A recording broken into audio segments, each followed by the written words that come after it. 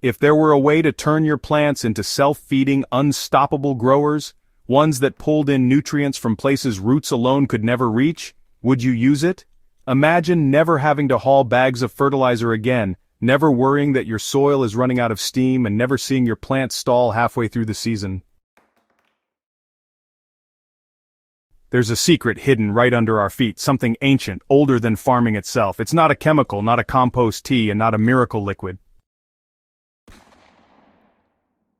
It's a living network that's been quietly working in healthy soils for hundreds of millions of years, and yet most modern gardens are missing it entirely. This secret is mycorrhizal fungi, and when you sprinkle the right powder into your garden, you're not just feeding your plants, you're partnering them with an underground life form that changes everything. Gardeners who use it right often notice their plants outgrowing their neighbors without extra feed. They get earlier harvests, stronger blooms, and soil that stays fertile far longer than it should. But here's the catch. Not all fungi are created equal, and if you use it wrong, you'll see nothing at all. Let's dive into why this works, how to use it properly, and the simple mistake that kills its magic. Mycorrhizal fungi are these microscopic organisms that, live in the soil and form a partnership with plant roots. The word mycorrhizae literally means fungus root, and that's exactly what they become, extensions of your plant's root system. These fungal threads, called hyphae, reach deep and far into the soil, exploring places roots just can't reach on their own. They pull in water, phosphorus, potassium, and trace minerals, delivering them directly to the plant. In exchange, the plant gives the fungi sugars made during photosynthesis. This is a trade as old as life on land. Fossil evidence shows plants and fungi working together over 400 million years ago, and without this alliance, many plants in nature simply wouldn't survive. In a healthy forest, up to 90% of plants are plugged into this fungal network. But in our backyards, especially in areas with disturbed or compacted soil, these networks are often broken or missing entirely. That's why, adding them back can be game-changing. Chemical fertilizers give your plants a quick hit of nutrients, but they don't improve the soil's ability to supply nutrients in the long run.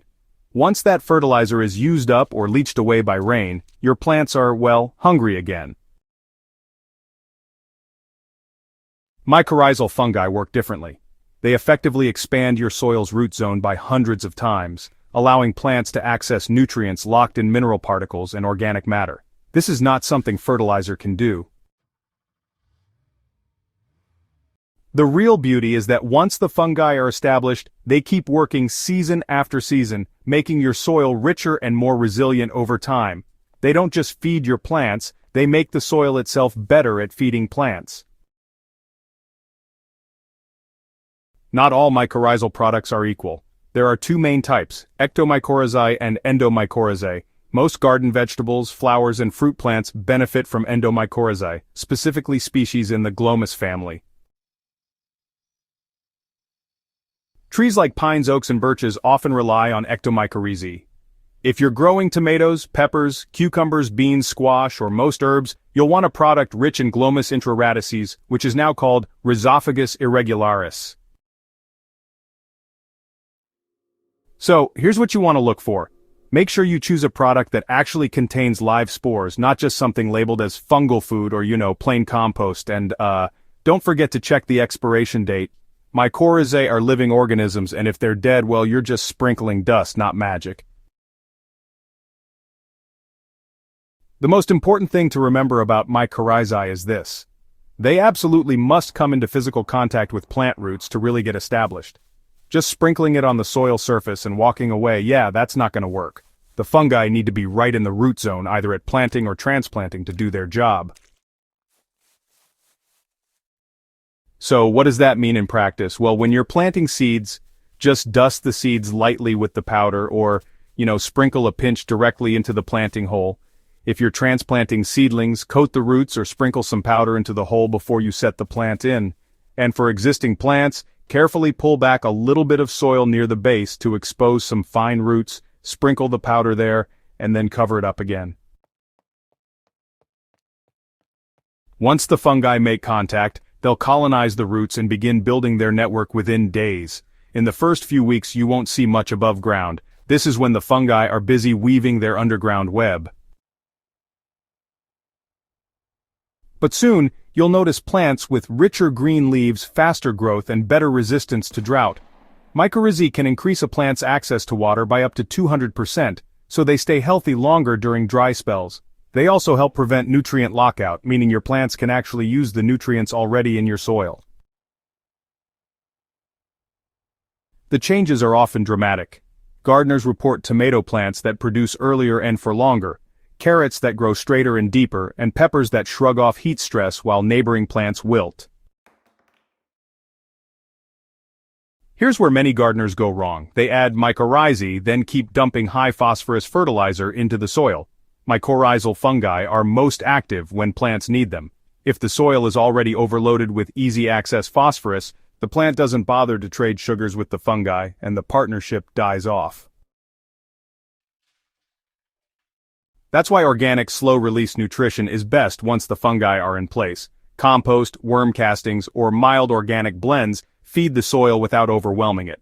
Tilling too much can also disrupt the fungal network. While light cultivation is fine, deep tilling severs those delicate fungal threads, forcing them to start over. In a no-dig or low-disturbance garden, they can grow stronger every year. Once you've introduced mycorrhizae and avoided the common mistakes, you've set your garden on a path toward self-sufficiency. The fungi will multiply and spread with your plant's roots, meaning every new seedling planted in that soil will be colonized without you reapplying powder every season. In perennial beds and orchards, they can persist for decades, quietly expanding the nutrient base and water resilience of your plants. It's not an instant fix like dumping fertilizer, but it's a foundational one. Build the network once and it keeps paying you back. Sprinkling mycorrhizal powder is one of the simplest yet most powerful steps you can take for a thriving, low-maintenance garden. You're not just adding a supplement, you're reintroducing a vital partner your plants evolved to depend on. Do it right, and you may truly never have to fertilize the same way again. You'll be working with nature, not against it, and your soil will reward you with years of steady, vibrant growth. If this deep dive into the living networks beneath your garden sparked ideas, imagine what we could explore next. For more soil secrets, ancient growing wisdom, and modern hacks that actually work, subscribe to Hydro Haven and share this with a fellow gardener who's still hauling heavy fertilizer bags every season. They might thank you when they see what a sprinkle of the right powder can do.